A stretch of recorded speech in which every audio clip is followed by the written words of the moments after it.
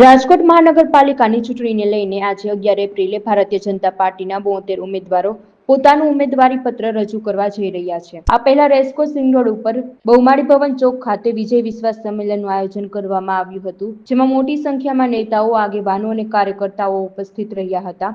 પરંતુ આ સંમેલનમાં નારાજ નેતાઓ અને કાર્યકર્તાઓની ગેરહાજરી જરૂર જોવા મળી હતી। જ્યારે વોર્ડ નંબર 7માં ઉમેદવાર પસંદગીને લઈને બદલાવ કરવામાં આવ્યો છે। ડોક્ટર માધવ દવેએ જણાવ્યું હતું કે વોર્ડ નંબર 7ના ઉમેદવાર શૈલેષ શાનીને બદલે બ્રહ્મા સમાજના પૂર્વ કોર્પોરેટર નેહલ શુક્લને ચૂંટણી લડશે।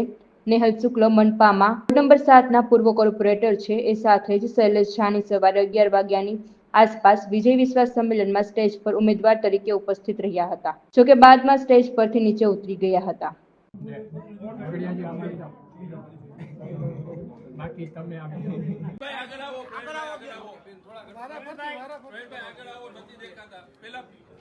ક્યાં છે? બીજા બેન